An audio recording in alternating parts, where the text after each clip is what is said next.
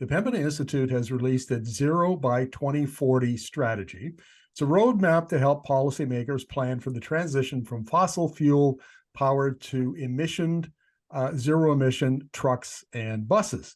The think tank says that it will fill a critically needed gap in the Government of Canada's effort to shift to clean transportation. And I'm going to be talking to Adam Thorn, who's the Director of Transportation for Pembina. So welcome to the interview, Adam. Thank you so much. Thank you very much for having me.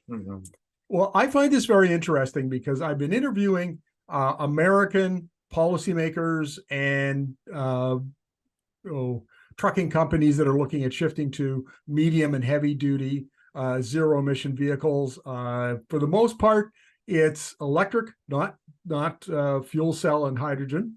But nevertheless, I know you've got some recommendations around hydrogen, so we'll get to that. My impression is that Canada is much further behind than the US. Is that accurate? I'm not sure I would say that Canada as a whole is further behind the US. Obviously, different portions of the US are more or less far along on their transition. So California, a world leader when it comes to the transition to zero-emission vehicles, without question. Canada has, I think, set some pretty significant targets. So in the ERP released in 2022, Canada set targets for 35% of medium and heavy-duty vehicles to be sales to be zero-emission by 2030 and 100% by 2040. We're beginning that transition, but there's still a long way to go. Are we talking about sales mandates as opposed to, using carbon pricing or other regulatory measures? Our recommendations include a sales mandate. So very similar to the light-duty vehicle sales mandate that has almost been finalized in Canada, we are recommending one for the medium and heavy-duty vehicle sector. Now, it's a more complex sector than the automobile sector, for sure. Lots of different types of vehicles doing very different things. And so the mandate has to be a little more nuanced, I think. But I should say also that it's, of course, going to be just one piece of a much larger strategy. So including carbon pricing, including the clean fuel standard, and other policy tools that are going to be necessary to move us forward. Now, the federal government's sales targets are 180,000 electric trucks and buses on the road by 2030 and more than 1 million by 2040. And I've had the chance to interview a couple of the carriers that are based out of Alberta that are involved in their Class 8 hydrogen trucking pilot project. And it seems to me that the carriers are really excited about this. They want to transition as quickly as they can, lowers their costs, reduces their emissions. Are we going to see, are we going to have enough vehicles? Are we going to see carriers across the country be as enthusiastic as the ones that I interviewed in Alberta? What's your take on that? I think absolutely. Many fleets are beginning to move forward in this transition. I think that's normal. We're seeing, of course, some of the larger fleets being able to advance faster. They have more capacity, of course, to advance this. So, for example, some of the large delivery fleets are already beginning to roll out substantial numbers of these vehicles, FedEx, Purolator, and others. So I think it's fair to say that many of them are quite enthusiastic about the transition. In terms of the vehicle availability, it's going to depend an awful lot on the type of vehicle that we're talking about. So, for example, when we're talking about buses, when we're talking about medium-duty vehicles, these vehicles are already available. They're already being built at scale, and they're being deployed at scale. They, of course, fit the electrification pattern really well. That is, they tend to be short routes. They tend to return to the depot by the end of the day, and then, of course, have lots of time to recharge. As we move up the weight categories to, for example, those Class 8 vehicles that are long-haul trucks, those are clearly bigger challenges. We know that there's going to be a longer time horizon for those vehicles to transition. There are fewer models that are currently available. Refueling time or recharging time is clear. So our strategy really focuses in the early years on those medium-duty vehicles and buses, quite aggressive targets when it comes to those. But recognizing that it will be a slower rollout for those heavy duty vehicles. And we need time for that technology to develop and those learnings to develop really from those other classes and to trickle up to those heavier vehicles. Are we going to see any business model innovation here? And what I'm thinking of is trucking as a service. And I've interviewed a company in Vancouver and then a couple down in the US, and they provide a turnkey service. So if you have a fleet of vans that you need, or in some cases even maybe smaller, not Class 8 trucks, but sort of medium haul trucks. They will provide you with the truck, the driver, the chargers, the infrastructure. It's turnkey, and you pay X amount per mile or kilometer for that. And it seems to me that that might be a business model that could boost adoption of these vehicles much quicker than if we're just expecting every carrier to buy them and go through the learning curve all on their own. Absolutely. We're seeing a lot of innovation in the space. And I think trucking as a service is absolutely one of the key ones that we're likely to see develop over time. You're exactly right. When we talk about the learning that has to happen, the challenge of building infrastructure, these are new spaces for trucking companies. They're not used to having to deal with utilities to that degree. And so, those types of models, I think, are one of the innovations that we're going to see really move this forward. We know, for example, that finance is going to be one of the key challenges. These vehicles right now, at least, are a little more expensive or sometimes quite a bit more expensive than their ICE equivalents. And so, we're going to see new innovative finance tools begin to roll out as well to help support this transition.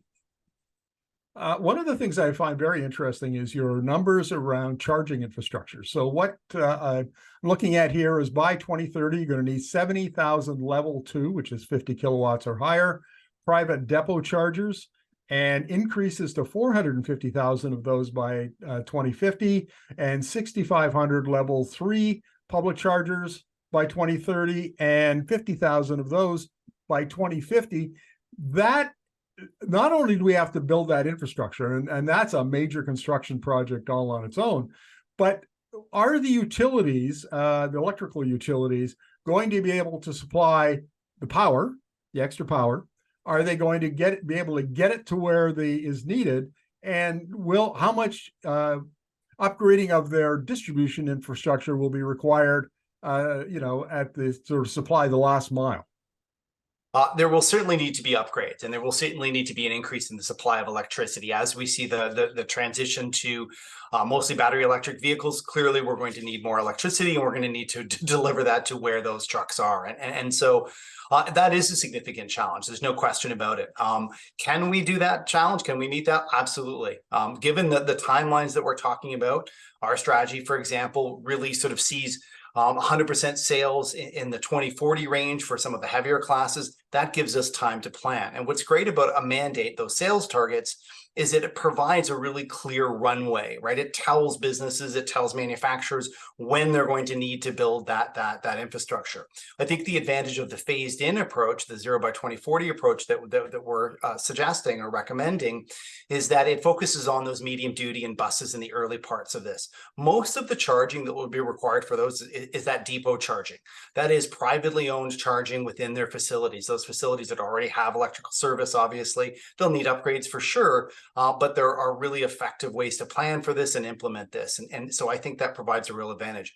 It's not until later in the transition that we need to see sort of more of the public charging, where we know will be a little more challenging in terms of the amount of energy as well as, where they're going to be located.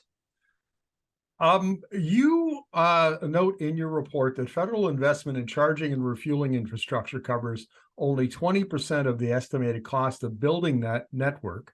What percentage should the federal government pay? And I mean, I think there's been a big debate about how much government should de-risk the purchase of new technology or the development of new technology, the adoption of new technology by the private sector. So if 20% is too little, what should that number be? That's a really good question. I don't think so much that it's about a particular number. It's about the government's ability to prime that pump, right? To be able to recognize that very early in the transition, companies are experiencing risk. This is a new technology. There are significant learnings that have to happen. We're not seeing price parity in the vehicles yet, and I think that's certainly true in the charging infrastructure as well. And so it's about ensuring that they are supporting that initial push. Then we would expect, I think, the private sector to really sort of unleash its innovation and its capacity for finance. And that's where we're going to see really the type of charging infrastructure we need really take off. Now, I note that you're calling for hydrogen stations for refueling 2,000 in 2030 and 30,000 in 2050. One of the things I found very interesting is that there was a lot of hype around hydrogen, 2021, 22. The last year, there's been a pullback on that. And there's been a big question about the role that hydrogen will play in transportation. I think the concession is, or the emerging consensus is that the heavy duty trucks, hydrogen may have a role to play in there. In the medium duty, maybe not at all. And I'm just wondering what your thoughts are on that. I think that's a fairly good summary of our thinking as well. When it comes to medium duty vehicles, class 5, class 6, when it comes to even some bus or most buses, it's likely that battery electric vehicles are going to be the market standard. The technology is there. It's already rolling out. It's already successful. The prices are dropping rapidly when it comes to batteries, for example. And so I think that's really fair to say. When we talk about long haul trucks, particularly heavy duty, vehicles, those class 8, it's a different challenge, right? They need to travel many kilometers in a single day. Recharging speed becomes a real problem. They don't sit still for that long, for that overnight charging that we see in those other vehicle classes. And so, there is a belief, I think, and I think rightly, that hydrogen may have a really a good role to play here because it can recharge very quickly. And so that is our thinking in terms of its role. But the technology is really new. There's no question that there's still a lot of development that needs to happen, both in terms of the vehicles as well as the rollout of that infrastructure. Final question, Adam, and this is something that I've run across in the course of other reports over the last few years, and that is, here you are, or the Pembina Institute is providing a pathway or a number of pathways, recommendations for the federal government. And I've seen other, in other sectors like power, for example, where other think tanks in Canada, like the Climate Institute, have done similar kinds of reports. And one of the questions I can't help asking is, can't the federal government do its own modeling and its own policy development? Why is it that we have to have outside agencies? And this is no knock on the Pembina Institute, but I've heard from very credible sources that the federal government, like other provincial governments, is really kind of lacking in the policy-making horsepower department and relies on think tanks for work that it just can't do itself. Is that the case? And is that why you would create a report like this? I don't think that I would say that they lack the horsepower. I think the federal government and many of the provincial governments do a very good job at thinking through these problems, developing these policies, and we certainly see these policies out there in the world right now. I think the role that we have is to provide alternative voices that can help push this conversation a little bit further, perhaps. There are voices, there are certainly organizations like our own, but of course there's also industry voices out there as well. And we want to make sure that there are a real, I think, variety of opinions that are being heard out there, and to make sure that we can provide that sort of neutral, nonpartisan advice that can help Canada accelerate its transition. Fair enough. Well, Adam, thank you very much. Really appreciate this. Thank you very much.